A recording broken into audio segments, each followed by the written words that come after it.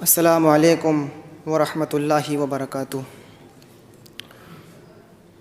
الحمد للہ وحدہ والصلاۃ والسلام علی من لا نبی بعدہ، اما بعد۔ اعوذ باللہ من الشیطان الرجیم، بسم اللہ الرحمن الرحیم۔ فإن تنازعتم فی شیء فردوہ الی اللہ والرسول رب اشرح لی صدری ویسر لی امری واحلل عقدۃ من لسانی یفقہوا قولی۔ حاضرین انجمن، نہایت ہی معزز و موقر ہمارے اساتذہ کرام اور یہاں بیٹھے ہوئے میرے ہم عمر دوستوں، ہمیں آج جس ٹاپک پر بولنے کا مکلف بنایا گیا ہے وہ ہے سلفیت۔ میں نے قرآن کریم کی جو آیت کریم آپ کے سامنے تلاوت کی ہے، یہی آیت کا ایک ٹکڑا سلفیت کی، جماعت اہل حدیث کی اساس کہہ لیجئے، بنیاد کہہ لیجئے، یہی ٹکڑا ہے۔ اور سلفیت کی صحیح ترجمانی یہی آیت کا ایک ٹکڑا کر رہا ہے۔ فَإِن تَنَازَعْتُمْ فِي شَيْءٍ فَرُدُّوهُ إِلَى اللَّهِ وَالرَّسُولِ، کہ اگر تمہارے درمیان دین کے کسی بھی معاملے کے اندر تنازع ہو جائے، اختلاف ہو جائے کسی مسئلے پر، تو اس مسئلے کا حل یہ ہے کہ تم اس کو اللہ اور اس کے رسول کی طرف لے جاؤ۔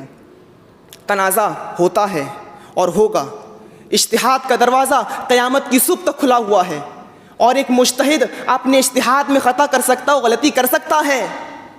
اجتہاد میں خطا اور غلطی کرنا یہ کوئی بری بات نہیں ہے۔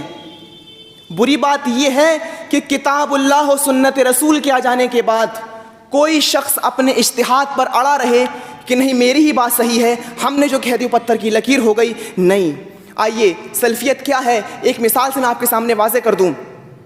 ذرا قرآن کریم کی اس آیت کو آپ دیکھیے، والوالدات یرضعن اولادہن حولین کاملین، کہ مائیں اپنے بچوں کو مکمل 2 سال دودھ پلائیں۔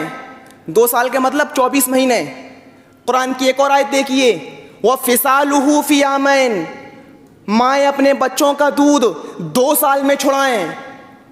ایک تیسری آیت دیکھیے قرآن کریم کی، وَحَمْلُهُ وَفِصَالُهُ 30 شَهْرًا، اس کے حمل کی مدت اور دودھ چھڑانے کی مدت 30 شہرن 30 مہینے ہیں۔ 30 مہینوں میں سے 24 مہینے تو دودھ پلانے کی مدت اس کی ہو گئی، اب بچے 6 مہینے۔ یہ حمل کی سب سے کم مدت ہے، اقل مدت ہے۔ اب بتاؤں، میں آپ کو ایک تنازع ہو گیا تھا، نبی اکرم موجود نہیں، آپ انتقال کر چکے ہیں، حضرت عمر فاروق کا زمانہ بھی گزر چکا ہے، عثمان غنی خلیفہ ہیں، امیر المومنین ہیں، ان کے پاس ایک شخص آتا ہے اور کہتا ہے امیر المومنین میری شادی کو ابھی 6 مہینے ہوئے ہیں اور میری بیوی نے بچہ پیدا کر دیا ہے، کیا کروں اس کا؟ اس شخص کی شکایت کا مطلب کیا تھا وہ ہمیں اور آپ کو سمجھ میں آ رہا ہے۔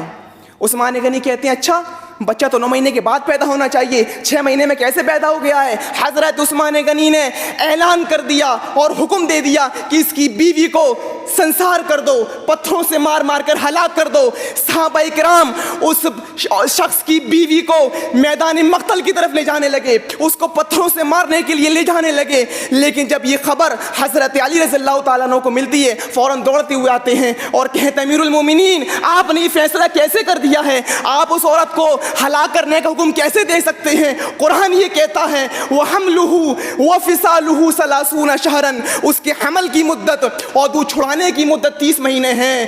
30 مہینوں میں سے 24 مہینے تو دودھ پلانے کی مدت اس کی ہو گئی، بچے 6 مہینے۔ یہ حمل کی اقل مدت ہے، سب سے کم مدت ہے، یعنی اگر عورت 6 مہینے کے بعد کوئی بچہ پیدا کرتی ہے تو قرآن کی روشنی میں اس بچے کو جائز بچہ مانا جائے گا، حلال بچہ مانا جائے گا، اور اس عورت پر کوئی جرم عائد نہیں ہوگا۔ 6 مہینے سے پہلے کوئی بچہ پیدا کرتی ہے تب وہ مجرم مانی جائے گی۔ حضرت عثمان غنی اپنا حکم واپس لیتے ہیں اور کہتے ہیں حضرت علی نے میری آنکھیں کھول دی ہیں، قرآن کریم کی آیت ہمارے سامنے آ گئی ہے، لہٰذا اے آدمی تجھے اس عورت کو اپنی بیوی ماننا پڑے گا اور اس بچے کو اپنا بچہ ماننا پڑے گا، کیونکہ قرآن کی روشنی میں اقل مدت 6 مہینے حمل کی.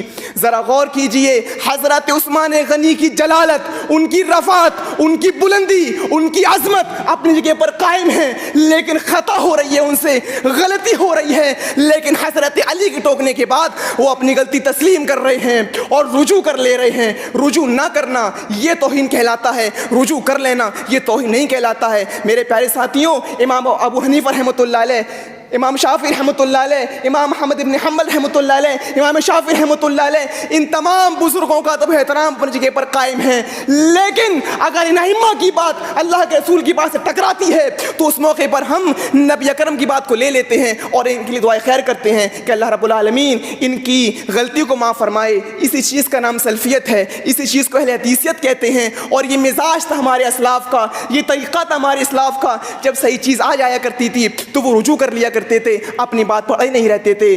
قرآن کریم کی آیت فَإِن تَنَازَعْتُمْ فِي شَيْءٍ فَرُدُّوهُ إِلَى اللَّهِ وَالرَّسُولِ سلفیت کی بہترین ترجمانی کر رہی ہے.